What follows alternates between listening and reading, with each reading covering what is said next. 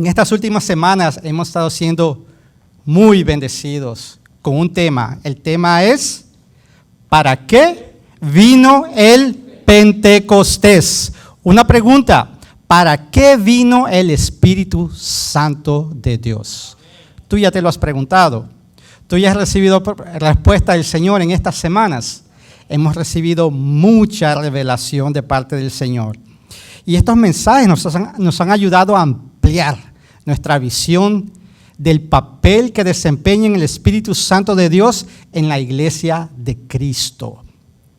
Porque es el Espíritu Santo aquel que nos da poder para dar testimonio. Y Jesús mismo dijo, ustedes recibirán poder para poder dar testimonio, para llevar la palabra a toda lengua y a toda nación. Y es que, iglesia, ese hecho, el Pentecostés, cuando descendió el Espíritu Santo de Dios, eso fue un divisor de aguas, como se dice. Eso marcó grandemente un antes y un después. Fue algo maravilloso, porque ¿qué pasaba antes? Antes del Pentecostés, el Espíritu Santo de Dios llegaba en una persona, entraba en ella y la capacitaba para hacer un trabajo específico. Le daba unción para hacer algo específico, pero después, ¿qué pasaba? El Espíritu se retiraba. Pero ahora, gracias al Señor Jesús, ¿qué pasa con nosotros? El Espíritu Santo de Dios viene a morar en cada uno de ustedes, en cada uno de nosotros. ¿No es eso maravilloso, iglesia? Imagínense, Dios, el Todopoderoso, el Creador del universo, vive en ti, vive en mí. Eso no es maravilloso, eso no es motivo para regocijarnos, para maravillarnos, porque eso es algo tremendo, inexplicable. ¿Quién soy yo para que Dios venga a morar en mí? ¿Quién soy yo? Pero Dios en su inmensa sabiduría lo designó así. Él dijo, mi iglesia yo la voy a formar con hombres y mujeres comunes y corrientes que van a ser llenos de mi espíritu. Y llenos de mi espíritu, ellos van a hacer que esta iglesia avance contra viento y marea. Y eso es lo que el Señor quiere hacer a través de ti, a través de mí. Y eso fue lo que el Pentecostés vino a hacer en nosotros. ¿Qué pasaba después del Pentecostés en la iglesia de Hechos, iglesia? La iglesia primitiva. Ahí podemos leer que esa iglesia era poderosa. Esa iglesia amaba, era llena del Espíritu Santo de Dios. Se miraban prodigios, se miraban maravillas. Y eran cosas, ellos hacían cosas tan cotidianas, tan normales, tan sencillas como sentarse a comer, como compartir una comida, como compartir un alimento, estar juntos. Pero en esas cosas tan naturales, tan sencillas, pasaban cosas sobrenaturales. ¿Por qué? Porque el Espíritu Santo de Dios estaba dentro de ellos, en medio de ellos, capacitándolos a hacer la obra del Señor. Y la obra crecía. Dice la palabra que a cada día el Señor iba añadiendo a aquellos que iban siendo salvos. La iglesia crecía en calidad y en cantidad, creciendo grandemente la iglesia. Pero ¿qué pasó? El tiempo fue pasando y de repente hubo un cambio en la iglesia. Hubo un cambio, como que la iglesia comenzó a hacer las cosas un poco cotidianamente, por la fuerza de la costumbre. Comenzaron a hacer las cosas con una monotonía. Iban al templo porque había que ir al templo. Se sentaban porque había que hacerlo. Y la cosa fue volviéndose una rutina. ¿Y qué pasa cuando nosotros entramos en esa cadena de eventos? Nosotros vemos ahí por la palabra que después viene una necesidad del ser humano de crear reglas, buscar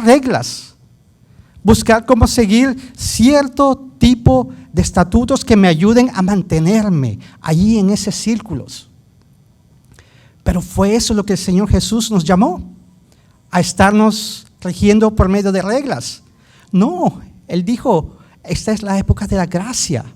Aquella ley que existía antes, esa ley nos sirvió solamente como un ayo, dice la palabra, como un guía, como un tutor que guía a un niño hacia Jesús. Eso era la ley, eso era el propósito de la ley. Pero ¿qué pasaba? El pueblo estaba de nuevo buscando la ley. ¿Qué era lo que decían? Bueno, yo creo que ahora es necesario que nos circuncidemos. Ahí empezaban a decir, eso lo puedes comer, eso no lo puedes comer, eso lo puedes beber, eso no lo puedes beber. Tú puedes hacer eso no lo hagas, no lo hagas, no mientas, no mates, no. Reglas.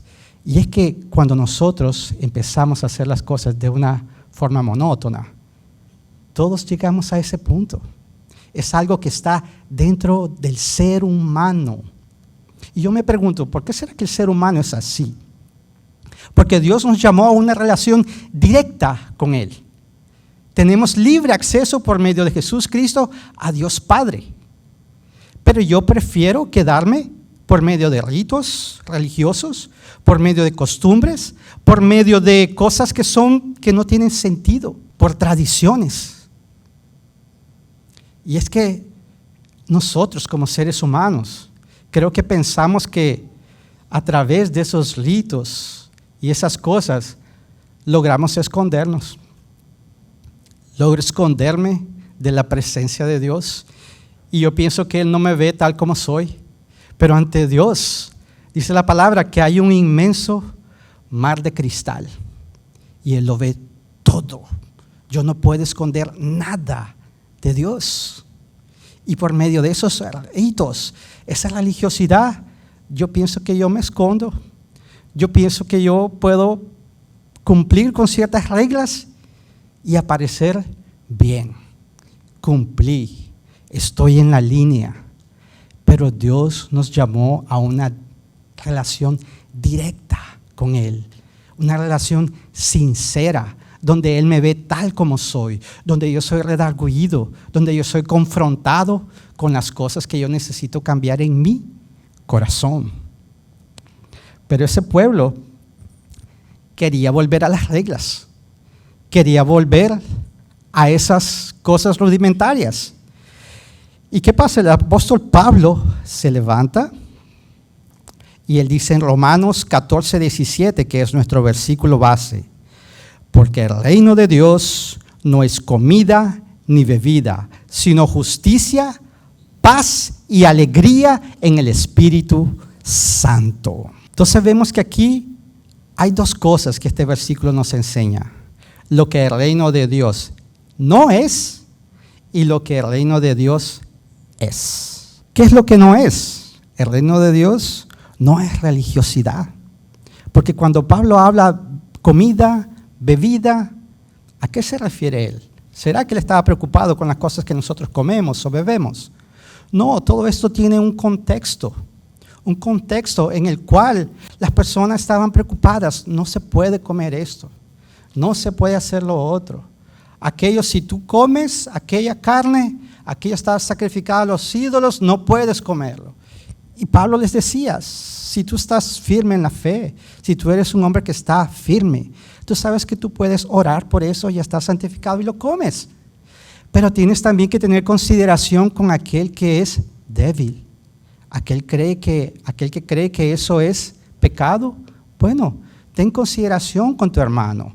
Si aquello va a ser motivo para que él tropiece, no comas, no bebas aquello, cuídate de esas cosas.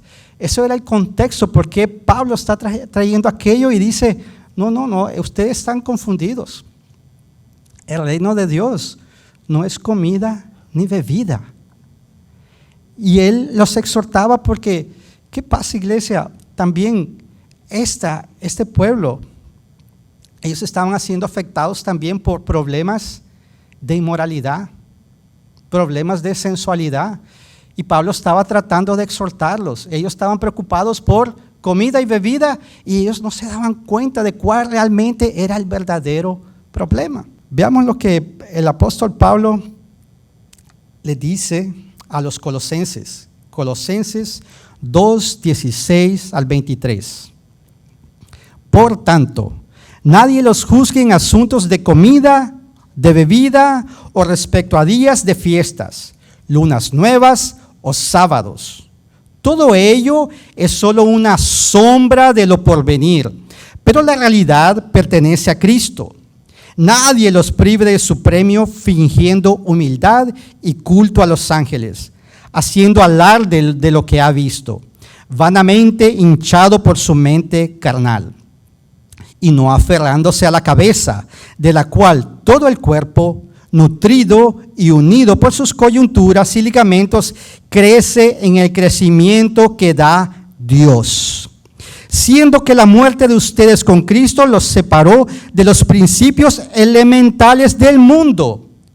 ¿Por qué, como si aún vivieran en el mundo, se someten a ordenanzas como no uses, no gustes, no toques?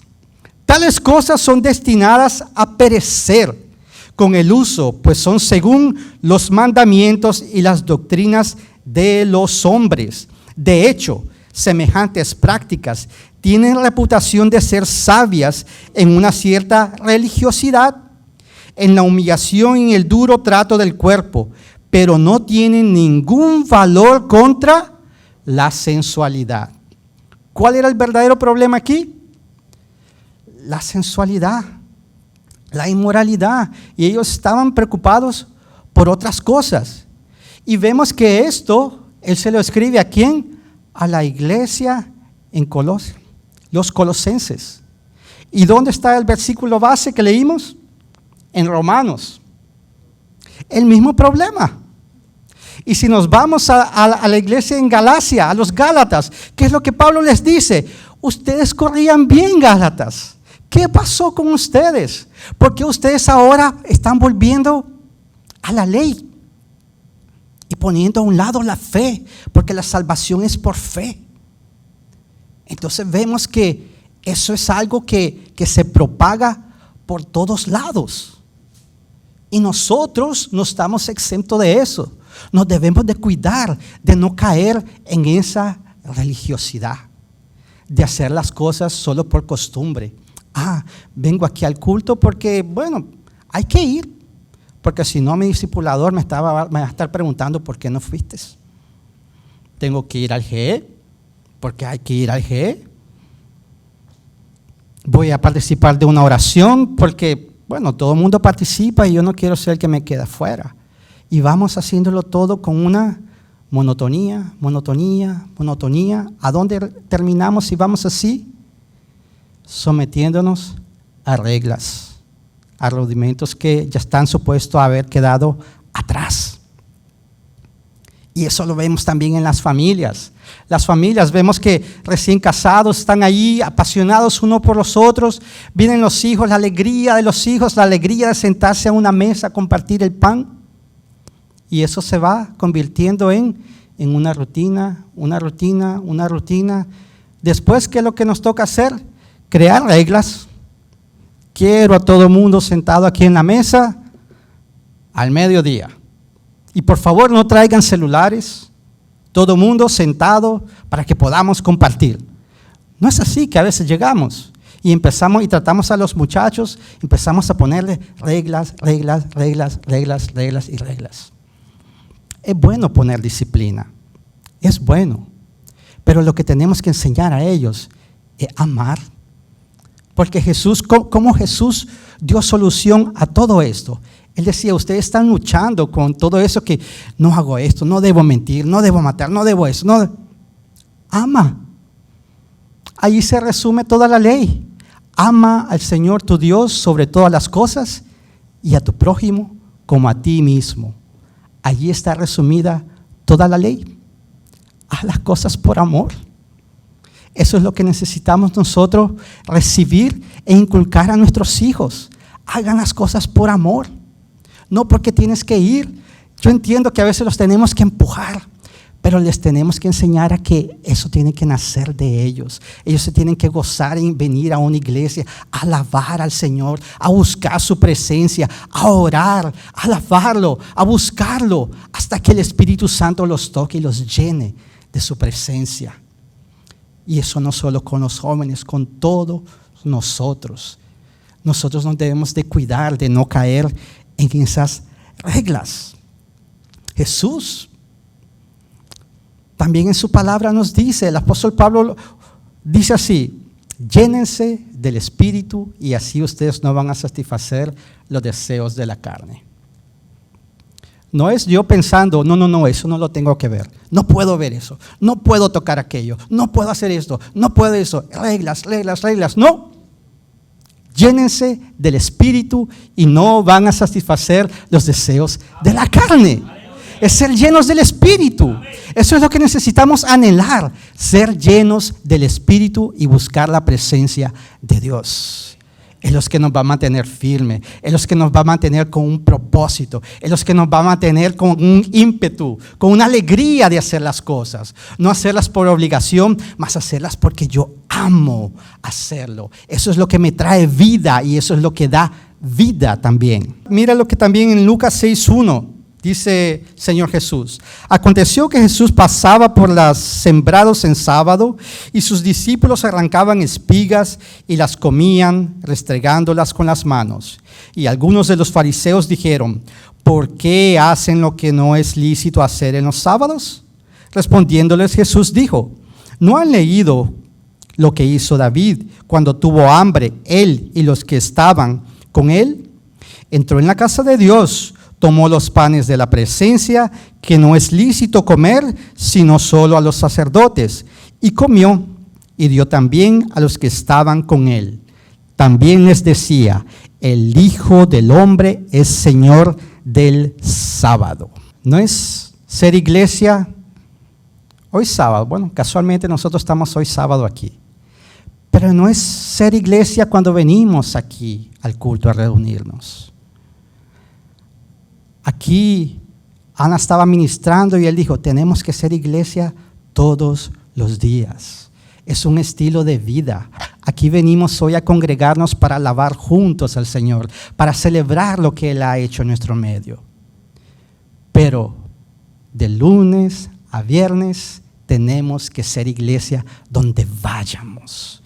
Tenemos que tener una concordancia con aquello que nosotros proclamamos, porque el mundo allá afuera, los incrédulos, están cansados, están hasta aquí de religiosidad.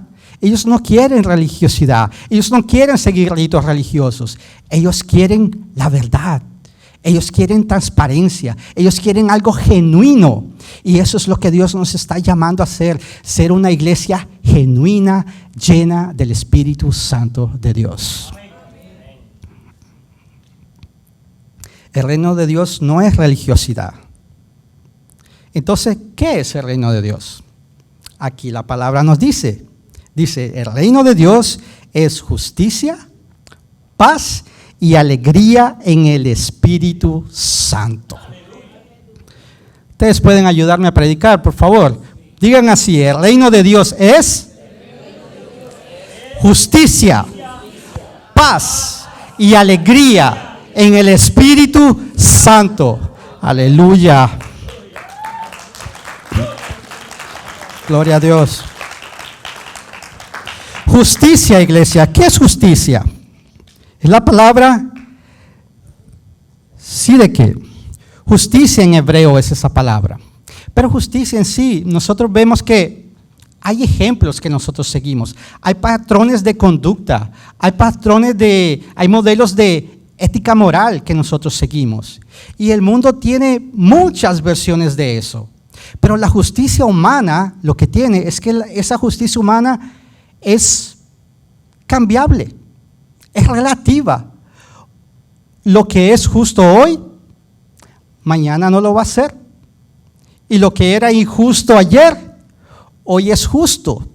Y lo vemos con todas esas ideologías que se levantan, todos esos vientos de doctrina, es lo que vemos ahí. ¿Y qué es lo que la palabra nos invita a hacer? seguir el modelo de Dios, lo que está en la palabra de Dios. Ese tiene que ser nuestro modelo de justicia, porque ese no cambia, porque esa no varía, porque esa es absoluta. La justicia de Dios es absoluta. Y es por eso que nosotros nos debemos regir. Pero nosotros necesitamos un modelo visible, palpable, que podamos imitar. Y Dios, en su infinita gracia y misericordia, nos dio a su Hijo Jesús, para que nosotros podamos imitarlo a Él. Jesús fue y es el modelo visible, el único capaz de cumplir toda la justicia para agradar al Padre. O sea, todos aquellos estatutos, todo aquel estándar que Dios colocó para ser seguido, el único, iglesia, que lo cumple es Jesús. Nosotros, en nuestro mejor día, de por decir así, portarnos bien, fallamos, nos quedamos cortos, no podemos. Es imposible para nosotros cumplir la justicia de Dios. Mire lo que dice Isaías 64 al 6. Todos nosotros somos como cosa impura, y todas nuestras obras justas son como trapo de inmundicia. Todos nosotros nos hemos marchitado como hojas, y nuestras iniquidades nos han llevado como el viento. Entonces, ¿somos justos nosotros? No. ¿Y qué es lo que la palabra dice? Romanos 3:10, como está escrito, no hay ni uno que sea justo. Puede ser que hayan por ahí muchos, buena gente, personas que son agradables, educadas, caritativas, pero justo ni uno solo, según el estándar de Dios. Y nosotros no somos llamados a ser buena gente, nosotros estamos llamados a ser justos. Pero ¿cómo es que yo hago eso? ¿Cómo es que yo consigo ser justo? Porque mira lo que dice Romanos 3, del 23 al 24. Por cuanto todos pecaron y no alcanzan la gloria de Dios, siendo justificados gratuitamente por su gracia, ¿por medio de qué? Por medio de la redención que es en Cristo Jesús. Primera de Pedro 3, porque también Cristo murió por los pecados una sola vez, el justo por los injustos, para llevarnos a Dios, muerto en la carne, pero vivificado en el Espíritu. Entonces a nosotros nos es imposible ser justos fuera de Jesús. Nosotros lo que podemos optar es ser justificados por medio de Cristo, por medio de nuestra fe en el sacrificio que Jesús hizo por nosotros en la cruz. Nosotros estábamos perdidos, nosotros estábamos acabados, nosotros estábamos condenados. Y Dios, en su infinita gracia y misericordia, mandó a su Hijo Jesús para que el castigo que estaba destinado a nosotros cayera sobre su Hijo, y la justicia que estaba sobre Él cayera sobre nosotros. ¿No es eso algo sensacional, iglesia? ¿No es eso algo maravilloso? ¿Qué nosotros hicimos para merecer eso? Nada. Pero Dios lo designó así. Los designios de Dios, sus pensamientos son mucho más altos que los nuestros. No podemos captar todo lo que está en el corazón de Dios. Pero Dios es amor, y Él lo hizo por amor a los escogidos, a los llamados. Al que no conoció pecado, le hizo pecado por nosotros, para que fuéramos hechos justicias de Dios en Él. Por eso cuando Jesús murió en la cruz, Él dijo, antes de morir, Él dijo, tetelestai. Fue consumado, se pagó la deuda, no se debe nada. ¿Por qué?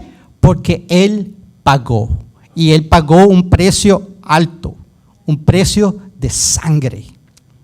Pero está consumado, iglesia. Está consumado. No hay condenación para el que está en Cristo Jesús. Romanos 8:16.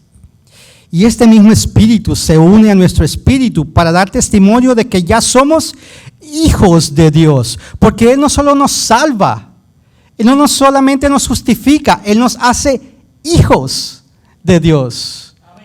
Nos adopta por medio de su Espíritu Santo. Maravilloso.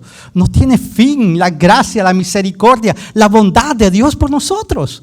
No tiene cómo explicarse. Y entonces, si tenemos un modelo a seguir, ¿cómo es que nosotros logramos realmente seguir? Miren lo que dice 1 de Juan 2, 6, 7. El que dice que permanece en Él debe andar como Él anduvo. ¿A quién se refiere este pasaje? A Jesús. Entonces, si yo quiero seguir la justicia, si yo quiero seguir el modelo de Dios, yo debo buscar cómo andar como Jesús anduvo. Este pasaje dice, aquel que está en Él, si nosotros preguntamos por ahí, hacemos un consenso, hacemos preguntas, decimos, ¿quién está en Jesús? Vamos a ver una multitud diciendo, yo estoy en Jesús, yo estoy en Cristo. Pero después viene la otra parte, el que dice que está en Él, debe andar como Él anduvo. Ahí hay un filtro. Y ahí solo el Señor Jesús para saber quién pasa ese filtro. Solo Él lo sabe. Solo Él lo sabe. En el reino de Dios recibimos revelación de la justicia, el modelo de Dios. Él cambia nuestro enfoque, deja de ser un modelo de justicia humana y pasa a ser un modelo de Dios.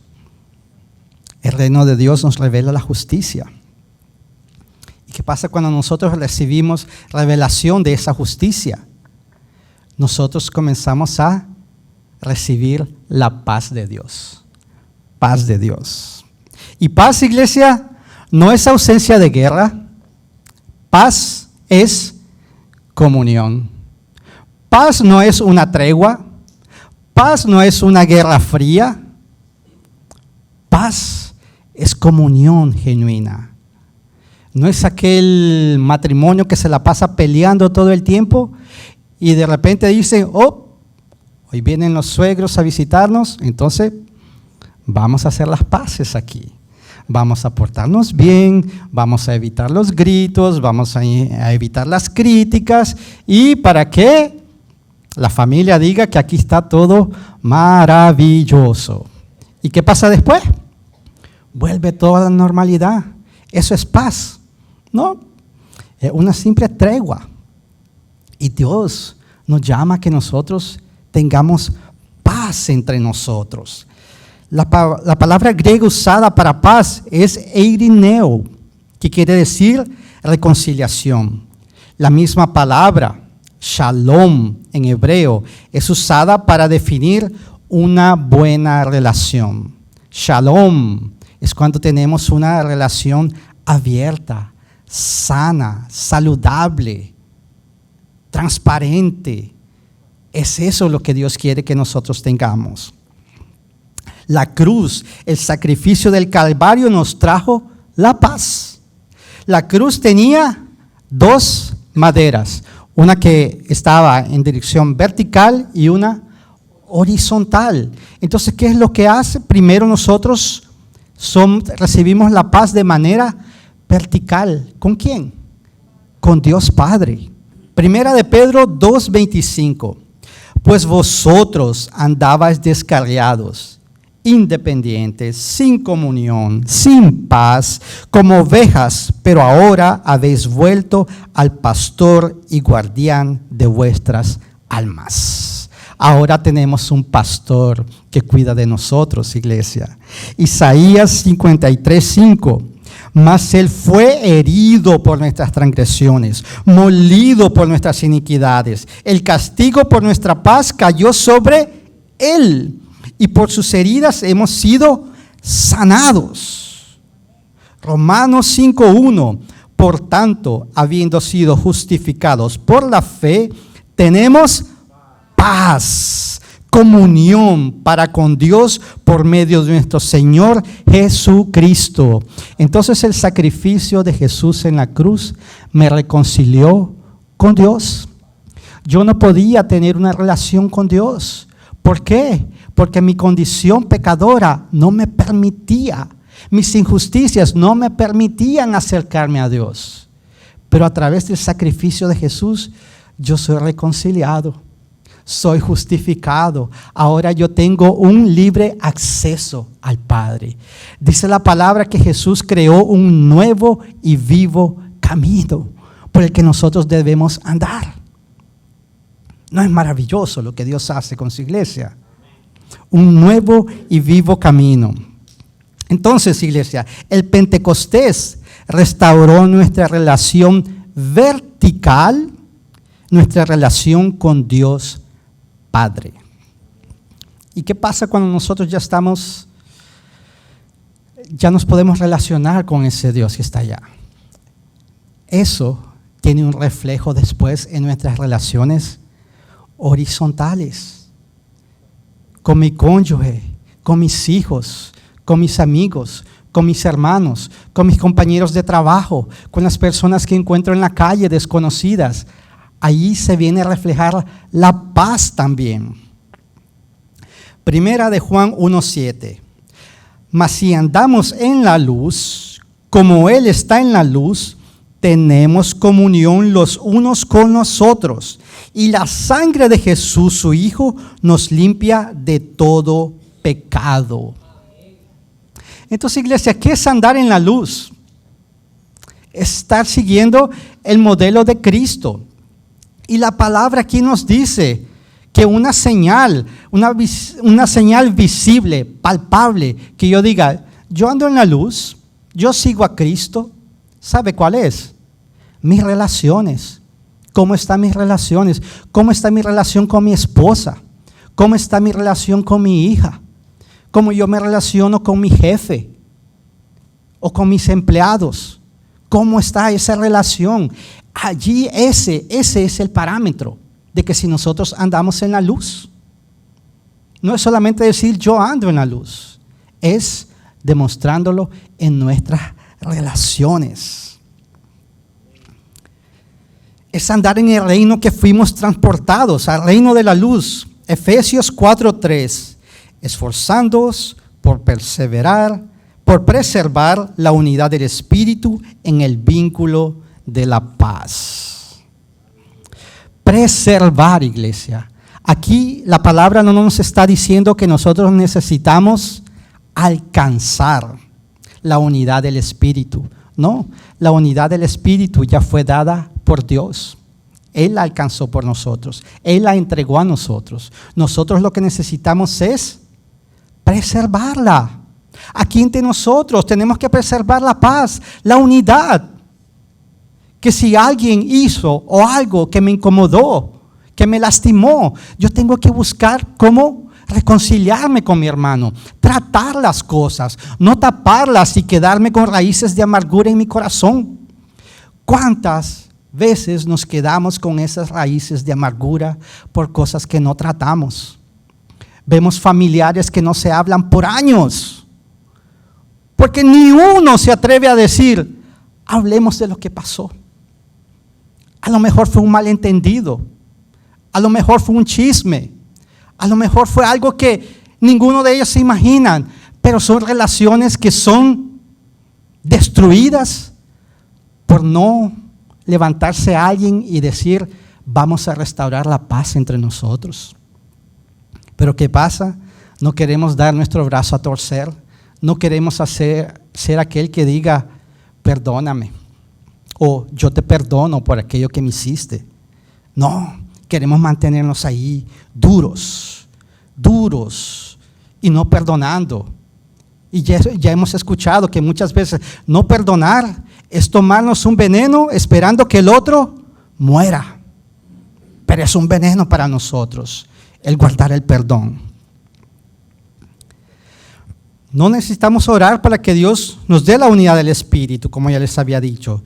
Ya nos lo ha dado en la cruz, se ha pagado un premio altísimo. Lo que en el reino de Dios se manifiesta es la preservación mediante el vínculo de la paz y unidos por la comunión. Tito 3, 5.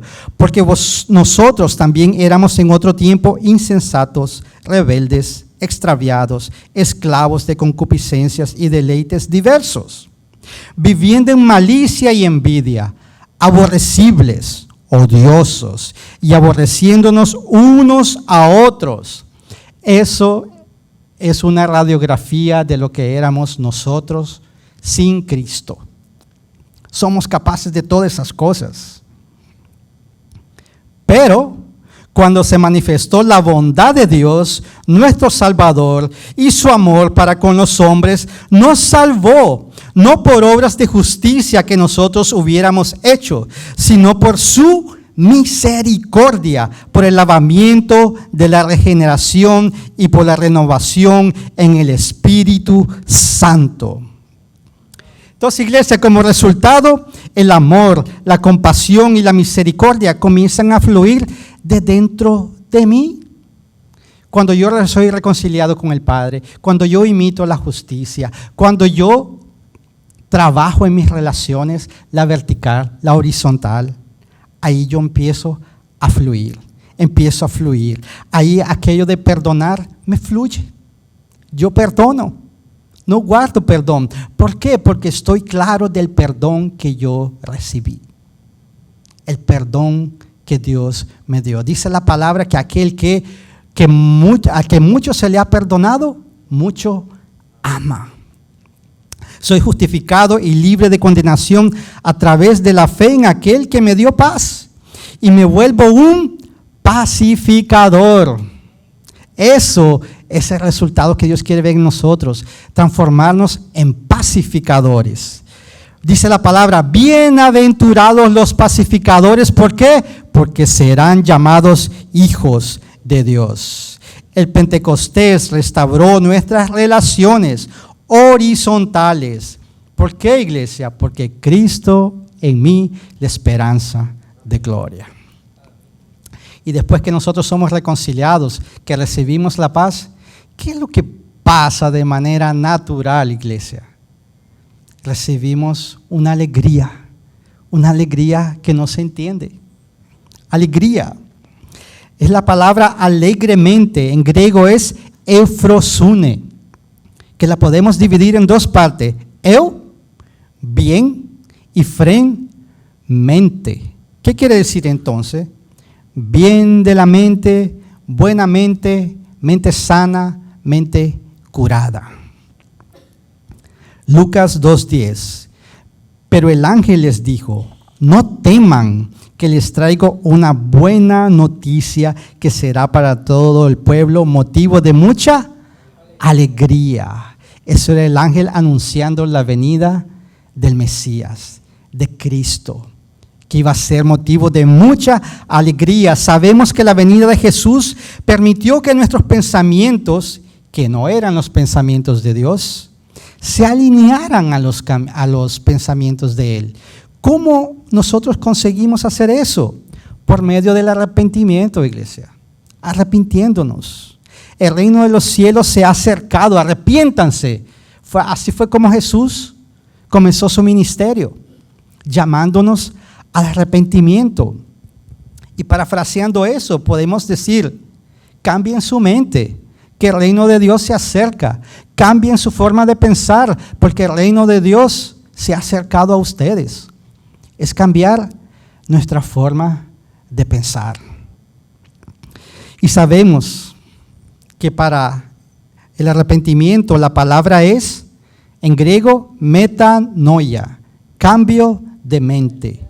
Creo que tenemos aquí un término similar y podríamos decir así. Podríamos decir, metanoia resulta en eufrosune, o arrepentimiento resulta en alegría. Cambio de mente en mente buena, mente curada. ¿Por qué, iglesia, el arrepentimiento nos lleva a alegría? ¿Por qué? Porque cuando yo me arrepiento es porque yo entendí, el Espíritu Santo me reveló que yo estaba, como les decía antes, perdido, condenado, estaba destituido de la gloria de Dios. Pero por medio de Jesucristo ahora yo soy reconciliado. Eso no es motivo de alegría. Pero para entender eso, yo tengo que cambiar mi forma de pensar. Porque ¿cuál es nuestra forma normal de pensar? No, yo soy buena gente, yo soy bueno, yo no le hago mal a nadie, yo nunca he matado. No, una mentirita por ahí de vez en cuando, una mentirita blanca. No es así que decimos.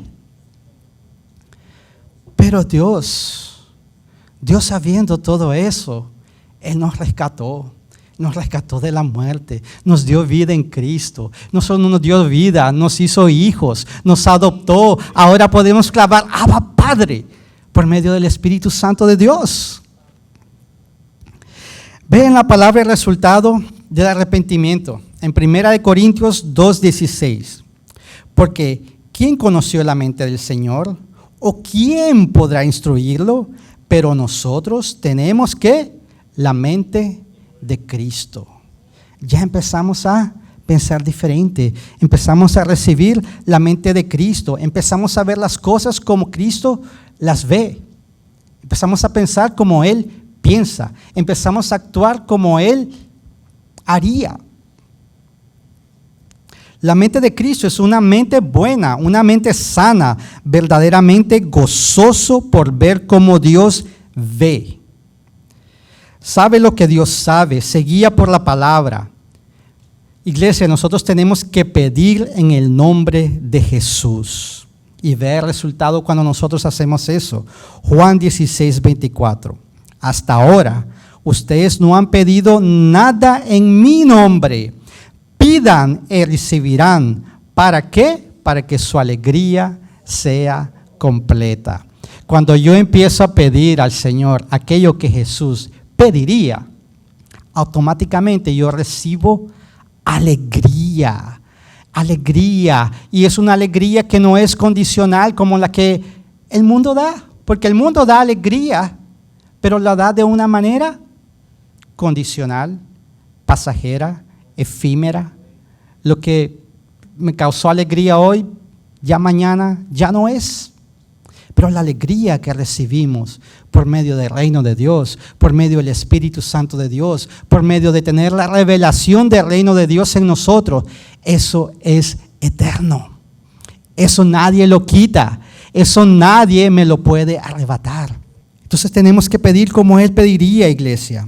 ¿Y cómo sabemos que la palabra abre camino para la obra del Espíritu? Ve el resultado cuando la palabra entra abriendo espacio para la obra del Espíritu. ¿Se acuerdan los discípulos? Los discípulos en el libro de Hechos, predicando por todos lados. ¿Pero qué pasaba? Ellos también fueron perseguidos, muchas veces maltratados, colocados en cárceles. ¿Pero qué dice? Miren, Hechos 13:52.